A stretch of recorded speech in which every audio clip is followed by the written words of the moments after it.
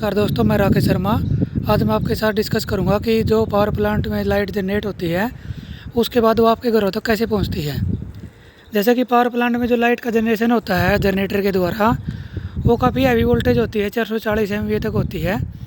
उसको step down करते हुए गाँव में जो लाइट जाती है वो 11 kVA जाती है। जैसा कि आप यहाँ देख पा रहे हैं, ये जो लाइन आई हुई है ये 33 kV की लाइन आई हुई है। 132 सब स्टेशन से 132 सब स्टेशन ने इसको 33 kV में स्टेप डाउन कर दिया। और उसके बाद ये देख रहे हैं जो आप, ये एक बस बार सिस्टम है। बस बार से हम कितने भी कनेक्शन ले सकते हैं ट्रांसफार्मर के। और जो ये सबसे पहले जो दिखाई दे रहा है वो इसका मेन आइसोलेटर है, जिससे हम सप्लाई को अगर काटना है तो काट सकते हैं। एक कट जाएगी और दूसरी जैसे चालू रहेगी, क्योंकि बस बार सिस्टम है। उसके आगे जो लगा हुआ है ये CT और PT यूनिट है। CT होता है करंट ट्रांसफार्मर और PT होता है पोटेंशियल ट्रांसफार्मर, जिससे हम मीटरिंग के लिए, मेजरिंग के लिए हम यूज़ करते हैं। और उसके जैसा कि आप ये देख पा रहे हैं, ये लाइन पे लगे हुए हैं डायरेक्टली। ये है सर्ज अरेस्टर, ये इनको लाइटिंग अरेस्टर भी बोलते हैं। जैसे थंडर स्टॉर्म होती है, ज़्यादा हैवी रेन हो जाए तो लाइट, अगर लाइटिंग की वजह से कोई आसमानी बिजली बड़ी लाइन पे गिर जाए तो ये उसको अरेस्ट करने का काम करती है। इसका नाम है सर्ज अरेस्टर या लाइटिंग अरेस्टर है इसका नाम। बस बार से आने के बाद ये फिर एक आइसोलेटर के ऊपर आ गई। अगर यहाँ से हमें ट्रांसफार्मर की सप्लाई को काटना है तो हम इस वाले आइसोलेटर को अगर बंद कर देंगे तो आगे वाली सप्लाई कट हो जाएगी। उसके बाद आप जो देख रहे हैं ये बड़ा, ये है VCB, वैक्यूम सर्किट ब्रेकर। तो ये जो ब्रेकर है, ब्रेकर अगर कहीं भी लाइन पे कोई फॉल्ट आ जाता है या कहीं भी आगे की जो सप्लाई में अगर फॉल्ट हो जाता है, ट्रांसफार्मर की सेफ्टी के लिए ही है ब्रेकर। ब्रेकर भी कई तरह के होते हैं। जैसे पावर प्लांट के अंदर SF6 ब्रेकर का यूज होता है, जो आज के टाइम का सबसे फास्टेस्ट ब्रेकर है। क्योंकि जो SF6 में क्या होता है, हेक्सा सल्फर क्लोराइड जो गैस भरी होती है।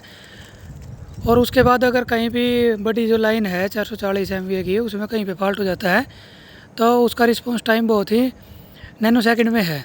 उसके बाद ये CT है, करंट ट्रांसफार्मर। उसके बाद फिर ये LA है, लाइटिंग अरेस्टर। उसके बाद फिर एक और आइसोलेटर है। इस आइसोलेटर से हम आगे ट्रांसफार्मर की सप्लाई को काट सकते हैं। और डिस्ट्रीब्यूशन में जितने भी जो ट्रांसफार्मर यूज होते हैं वो सभी ट्रांसफार्मर, सारे के सारे ट्रांसफार्मर हैं वो स्टेप डाउन ट्रांसफार्मर होते हैं। जनरेशन में जैसे स्टेप अप ट्रांसफार्मर होता है, लेकिन डिस्ट्रीब्यूशन में स्टेप डाउन ट्रांसफार्मर होता है। जैसे 3 फेज की सप्लाई आई है, इसमें RYB, इसके हमने प्राइमरी वाइंडिंग को दी और प्राइमरी वाइंडिंग को दी हमने 33,000 वोल्टेज। जो सेकेंडरी वाइंडिंग होगी वो निकलेगी 11 kV, 11,000 वोल्टेज। ये ट्रांसफार्मर की सेकेंडरी साइड है। ये NCT यूनिट लगी हुई है कि ज़्यादा करंट आ जाए, ज़्यादा वोल्टेज आ जाए, वो फिर न्यूट्रल में चला जाता है। तो एक प्राइमरी वाइंडिंग होगी, सेकेंडरी वाइंडिंग होगी। ये हो गया एक स्टेप डाउन ट्रांसफार्मर जो 10 MVA का है, स्टेप डाउन ट्रांसफार्मर। ऐसे ही ये T1 है, वो T2 है। 2 ट्रांसफार्मर अलग अलग लगे हुए हैं। यहाँ से सप्लाई निकलने के बाद ट्रांसफार्मर जैसे 33 kV से 11 kV में कन्वर्ट कर दिया। उसके बाद ये सप्लाई जाएगी, ये वाली जो सप्लाई है ये डायरेक्ट गई है हमारी इनकमर। जैसे ये हो गया इनकमर 1। इनकमर 1 पे जैसे आप देख पा रहे हैं 10.6 वोल्टेज, पावर फैक्टर है 0.92 और करंट है इसका 44। तो इसमें क्या है कि इसको ट्रिप करवाने के लिए ये कंट्रोलर है, मास्टर ट्रिप सर्किट रिले है, और मेजरिंग के लिए ये यहाँ पे एक मीटर लगा हुआ है। फिर इसमें क्या है कि ये पूरी जो बस बार है, उस पूरी बस बार के अंदर इसकी एक इनकमर हो गया। और उसको इनकमर से जो डायरेक्ट एच पोल पे जो गांव में जो लाइट जाती है वो डायरेक्ट इन्हीं के थ्रू जाती है, जिसमें हम किसी कोई भी लाइन को यहाँ से ट्रिप करवा सकते हैं। यहाँ से उसके अंदर भी एक वैक्यूम सर्किट ब्रेकर लगा होता है।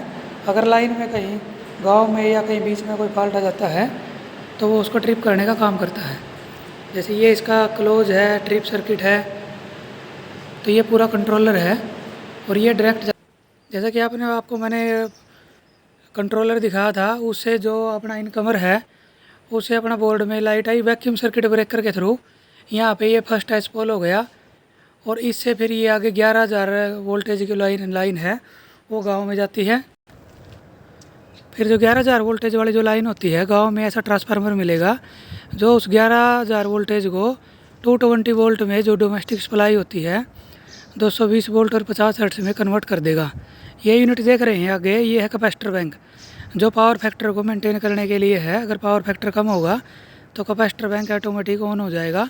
और जो गांव में सप्लाई जाएगी 50 हर्ट्ज की जाएगी, 220 वोल्टेज जाएगी और पावर फैक्टर लगभग 1 के बराबर होगा। इस प्रकार हम 132 से 33, 33 से 11 और 11 से 220 वोल्ट गाँव तक पहुँचती है।